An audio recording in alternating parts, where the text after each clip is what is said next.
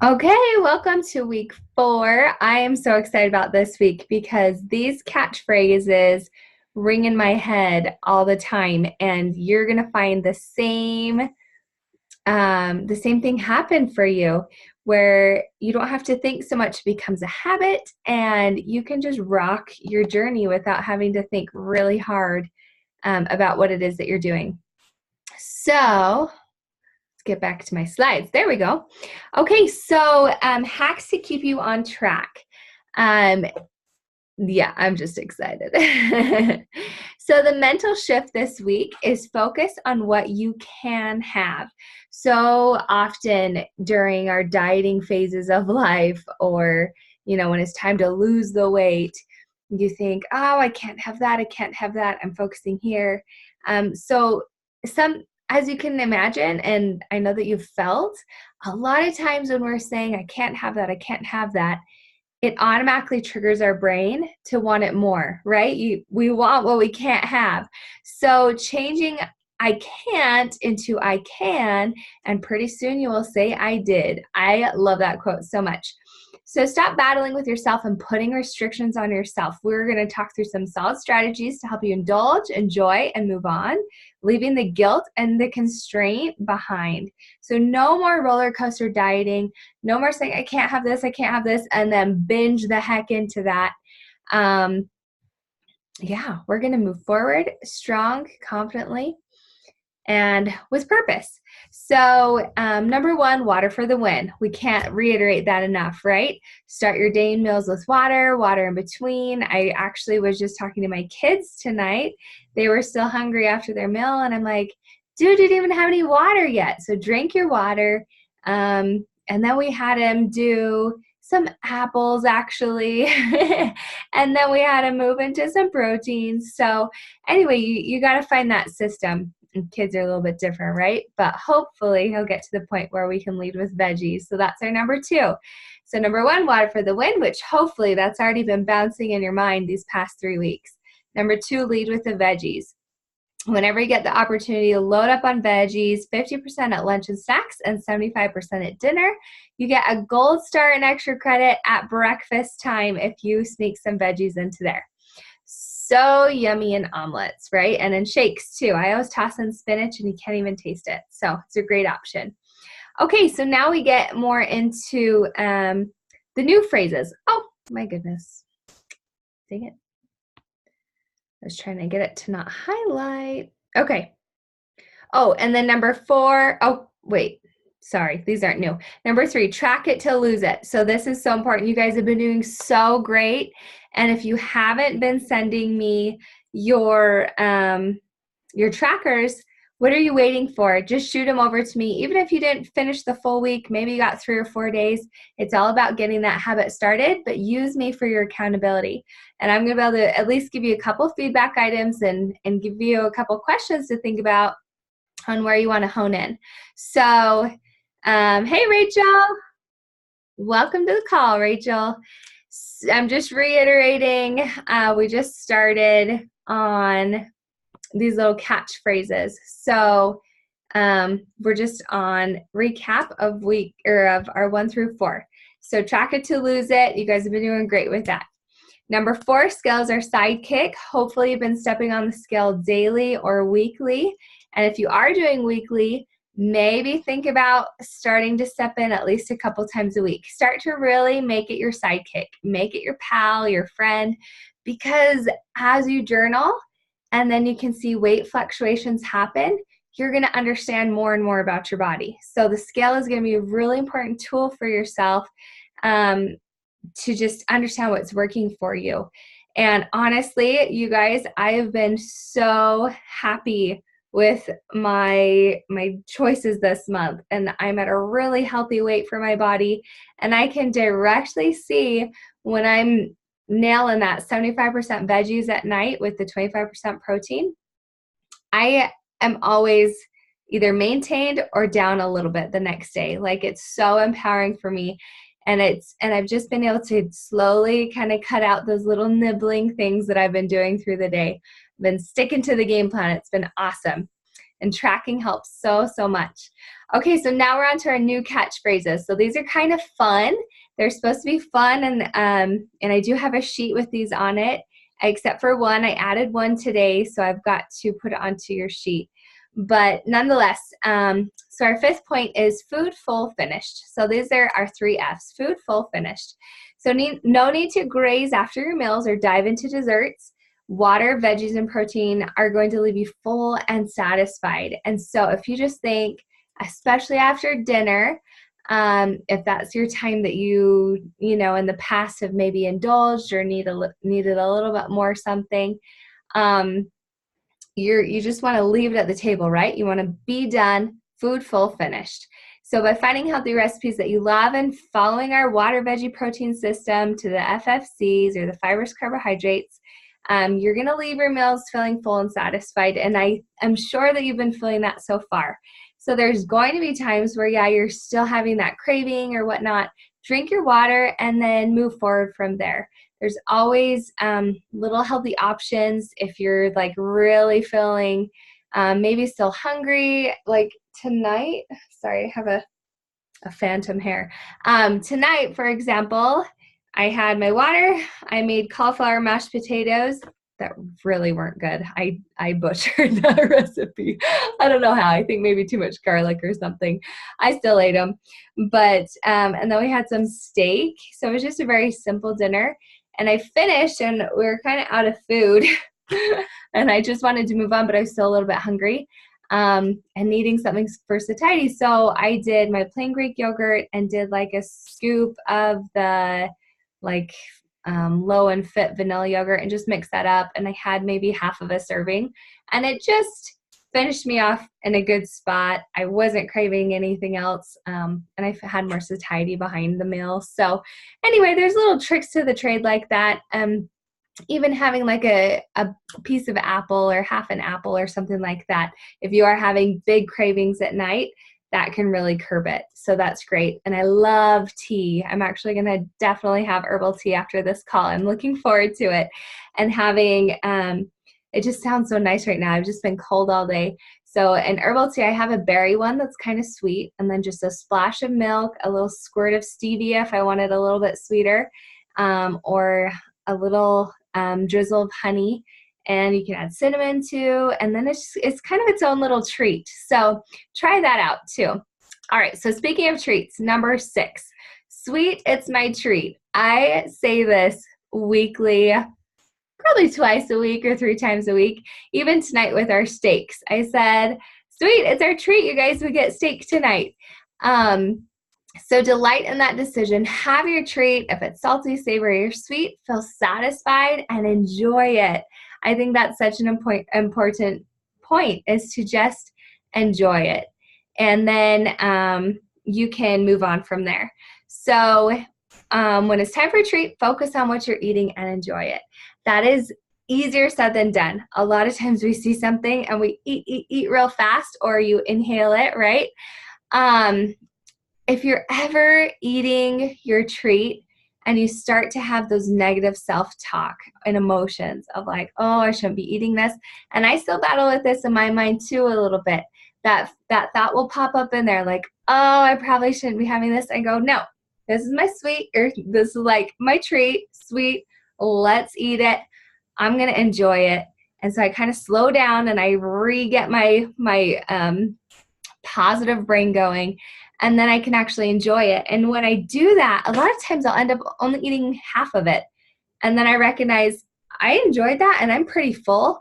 I don't even need the rest. Like, I'm good right now. And so by taking out those negative emotions, it really takes away that mindless eating piece of it. And you never want to we want to stop that relationship with food. If you have a negative relationship with food, we just want to stop it. So if you do find yourself stressed out and eating, just put the fork down and walk away. Go find something else that can take your mind off of it. And that's actually one of our other catchphrases, I think, in a second. So, okay, I love this one. It saved me over Christmas. So let me grab my cup and I'll show you.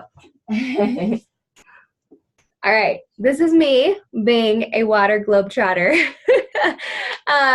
Kind of a fun little one to say. But I'm a water globe trotter when I just keep both of my hands on my cup. I'm at a social event, so my hands are occupied. I don't really even have a hand that I could hold a plate and sit there and graze while I talk to people. So just being a water globe trotter means filling up on your water, of course, water, tea, black coffee, our water bar recipes that I've sent over to you guys, and avoid the mindless calorie consumption that can happen with hors d'oeuvres and appetizers and all those finger foods, especially during the holidays, right? So, just mindfully choose. I'll put my water down. And keep your hands full with our 0-calorie beverages. So water globe trotter. It's a good one. You're going to think it next time you're at a party. You're going to be like, hey, water globe trotter. I want to be on the water globe trotter team. Okay, this one is so important. Okay, clear the field. And we're going to talk through some different types of hunger that we have. So clear the field means keeping your counters clear of trigger foods and treats. When a food is out of sight, it's typically out of mind.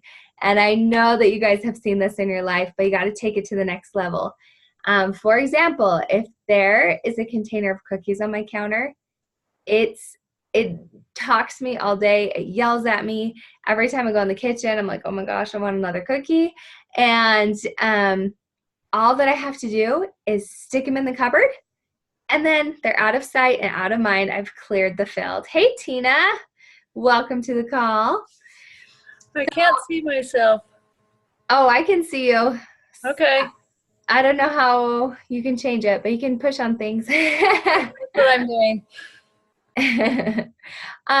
So vision hunger is a type of hunger. It's through our senses. So there's, your sense hunger. You can smell something and you want it. You touch something and you're like, this happens to me with my kids. They're like, will you pass me that candy? And I pass it to them. And I didn't even want the stinking candy. And when it's in my hand, I'm like, I kind of want one of those. And so, but vision can be a huge trigger. So just clean up your area, make it easier on yourself. And as we're going to talk, hey, Rachel, now I get to see you. Hi, baby. So just throwing away, cleaning up, all of those things, all those unnecessary foods. I think I was in the middle of a sentence, but I don't remember. Lost my train of thought. Okay, so this kind of goes hand in hand with, what was it, number 7? With number 6. So sweet is my treat. So if you do find that you're emotionally eating and you're having kind of that negative relationship with food. So instead of turning to food for comfort, you need to explore activities that bring you joy and solace. And this takes effort. It really does. Create your own comfort corner. So that's our catchphrase, comfort corner. So one of the types of hunger we have is cue through our senses. Oh, that just copied weird. That's weird. Sometimes when I download it, if it's still clicked on, it doesn't go. So anyway, the comfort corner is, what's up, dude? Sorry, my son's coming in. Okay, I need you upstairs, okay, so I can focus. You want to say hi real quick? Yeah. Hi. Dad went to basketball, so, okay, go read some more, okay? Okay, I love you. Okay, so comfort corner, I've had a lot of different clients find a lot of different things. So some people with that emotional eating, or when you're stressed and you're feeling this negative relationship with food and you can catch yourself in it, a walk is really powerful, but it doesn't always have to be exercise or something like that. Maybe it's drawing. Maybe you just need to sit down and color. Those adult coloring books, I've had one of my personal training clients, they just kept that in the kitchen, actually. And so every time they started to feel like stressed and what should I eat, I'm going to color for like 5 or 10 minutes and see how I feel.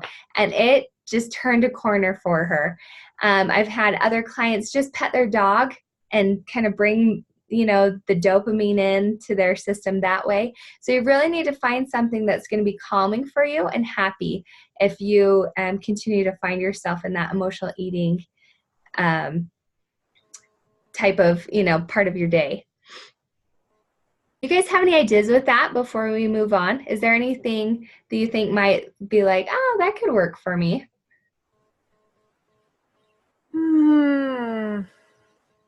I think all your ideas were good. Yeah, it's kind of fun to hear what works for other people, and we're all so different. I've found I will wait if I take like an afternoon power nap. It's really strange, but I have actually noticed it these past couple years, and I've been able to recognize it, and I try to nip it in the bud, but I'll wake up with some anxiety, and the first thing I do is I walk into my kitchen, and I get in there, and if I'm not totally with it, I'll start eating something, which isn't always bad. Like, I'm usually ready for a snack in the, mid-afternoon, but I've been able to sit down either with Sam and just play for a minute, or my piano's actually on the way from my bedroom to the kitchen, and I'm not an amazing pianist, but I can sit, and sometimes I'll just play for like a few minutes and kind of come to and relax myself, and that's actually helped me a lot. So that's two things that have helped me.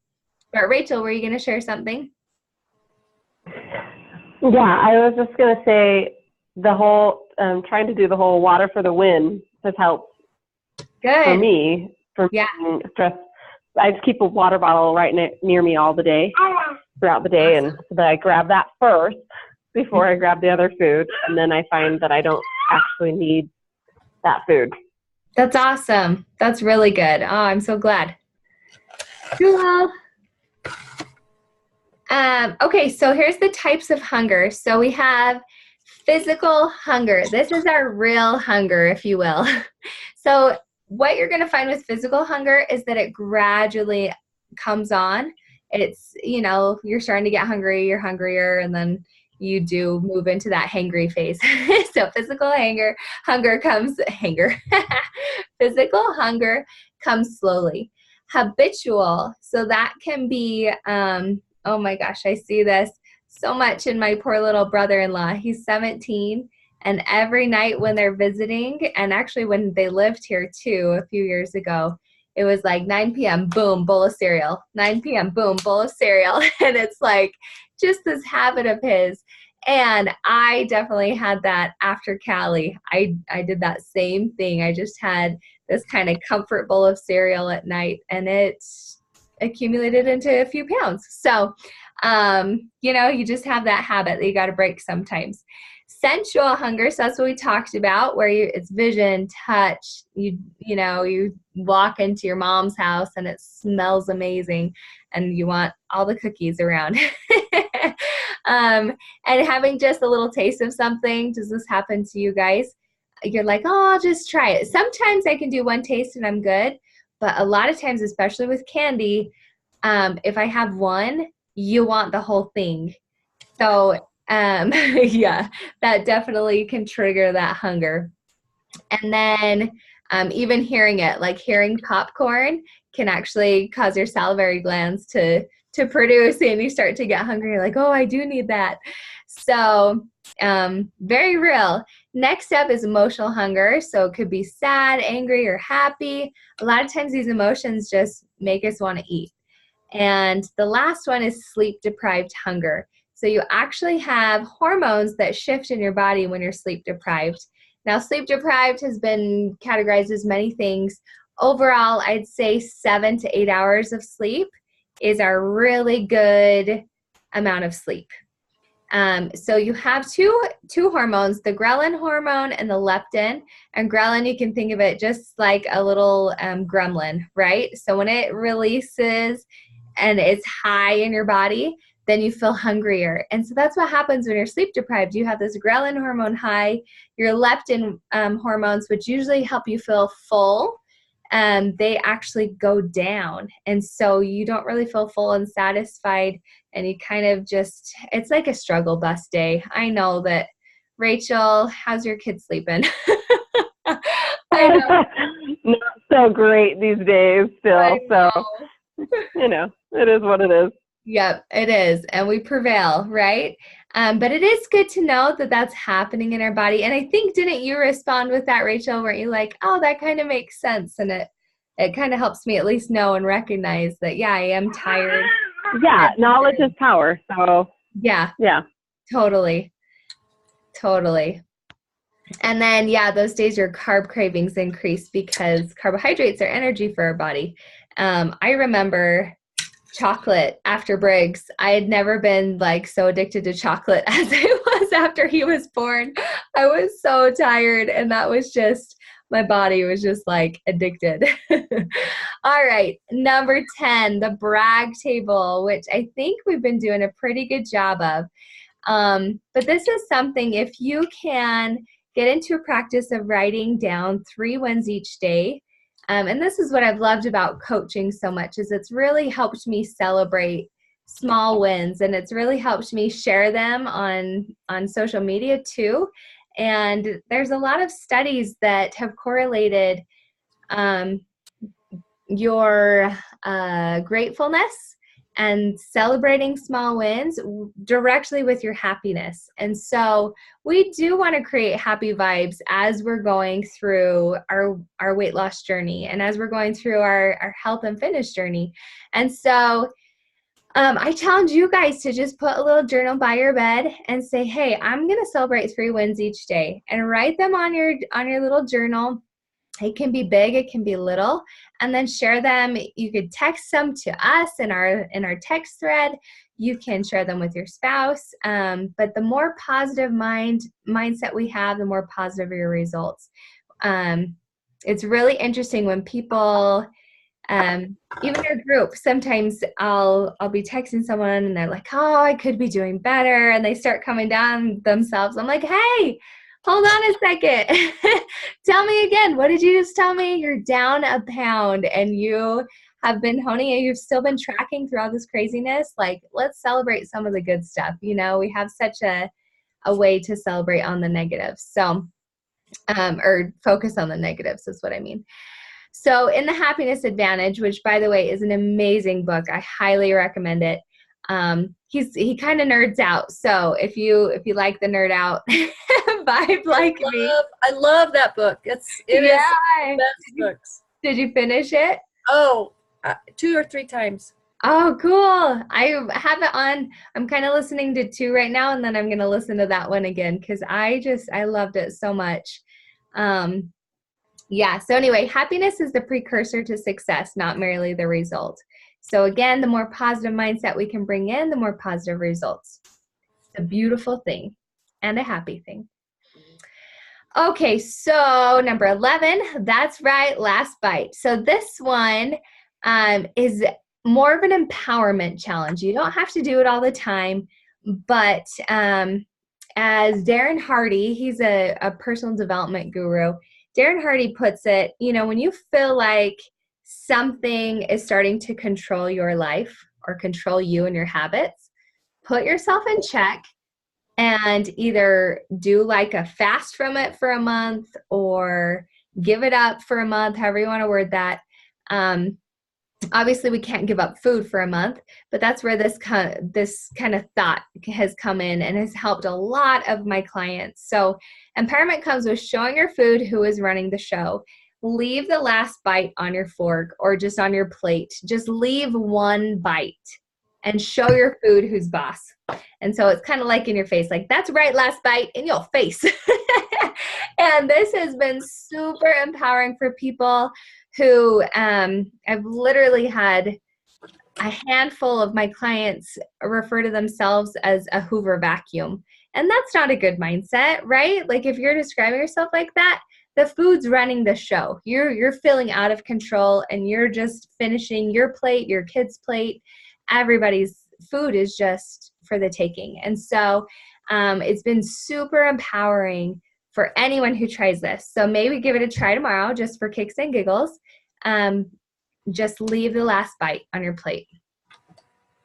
And it's funny, along lines with that, my husband in our first year of marriage, I used to Well, I still do. I kind of leave like my favorite for last, and you guys probably do too on your plate.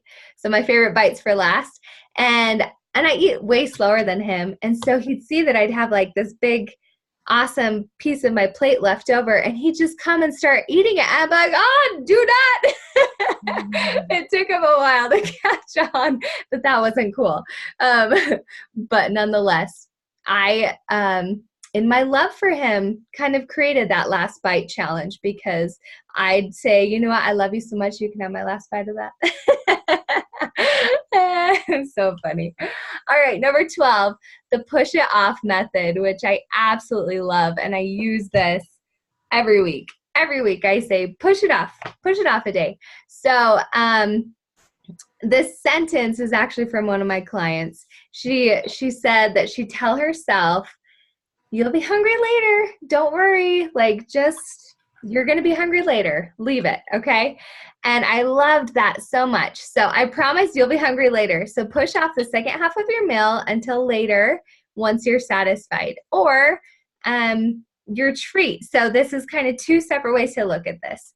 So either, slicing half of your meal and pushing it off till later, or if you know that you're going to have a treat, like at some time in the week, let's say I have a birthday party on Wednesday, and I'm like, okay, I'm going to have some cake and ice cream at the birthday party.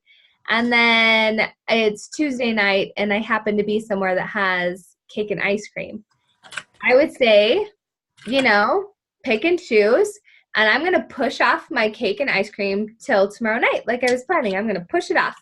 So studies have shown, and it was in the Happiness Advantage book, where he was talking about this, that your happiness increases when a fun activity is happening, not only when at that time where it's happening, but also the time leading up to it. So you're going to get more happiness and enjoyment from that cake and ice cream if you push it off a little bit later. Isn't that interesting? So if you push off your meal or treat to a later time, and then when it is time to indulge, when it is time to say, hey, sweet, it's my treat, you can extra enjoy it. And we talked about this a little bit at boot camp with traveling as well. So for example, if you're going to go like to the beach vacation, we love Newport Beach. So there's the boardwalk, there's the ice cream and the snow cones. And then, my in-laws bring all these cookies and treats, and there's just treats all day long around us. And I'll just push it off and kind of pick and choose, whether it's one a day or one every couple days or whatever it is. Just picking and choosing is very empowering and is going to help you stay in control. Any thoughts with that one? Have you guys ever had that thought before? Yeah, I've been working for you. You mentioned it. Maybe it was the last class or whatever. You mentioned that, and I've done that. I just put it back in the fridge. Like, I'm not really hungry. I just think I need this. I'm gonna wait. And so then when you do get to eat it, it's like, this was really good. Yeah, good. A little bit more gratification with it. Totally. Okay, so we do have a few minutes, so let's review a little bit from this last week. What discoveries did you guys make? Have anything to share with your tracking or with food prepping, with anything? So I did mason jar salads with Tina. I made those Sunday, and today let's see. Okay, I woke up from my nap and I was a little bit ravenous. And I went to my kitchen and I made a little yogurt thing, and Sam was like, I want that. So I was like, okay, I could maybe have this later. I did the push-up. I actually gave it to Sam. So he ate my yogurt. And then Callie and I played basketball, and I came back in, and I was going to make my yogurt. I actually grabbed the yogurt out, and I saw my mason jar salad sitting there, because as you're going to learn how you set up your refrigerator, your veggies are kind of in your face. And I was like, lead with the veggies, Audrey, put it back. And I went, I emptied my It's actually over there still. I need to go wash it.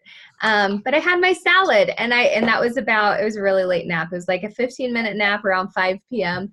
And so then I ate a salad, and I was not like really angry by the time it was dinner at 6:30. So that was great to have on hand. That was I love my salads. One thing that I learned is I need in the afternoon, I have to have like cut up vegetables or something, because I just want to reach for the crackers. Yeah. But if I have something that's either on the counter, in my pocket, or something that I can just nibble on, well, and of course leading with water, that's been one of the most helpful things. Yeah, cool.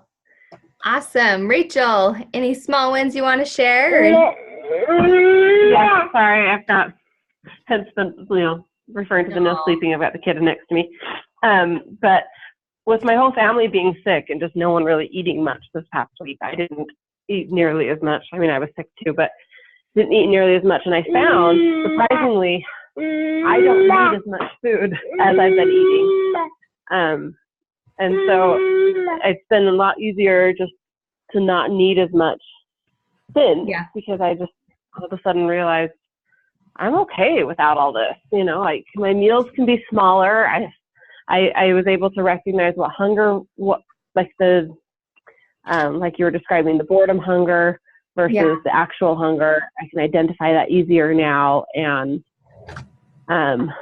it was as much as I hate being sick and hated having my family sick, it actually was a blessing for me along this journey because of how much I realized about myself during that week.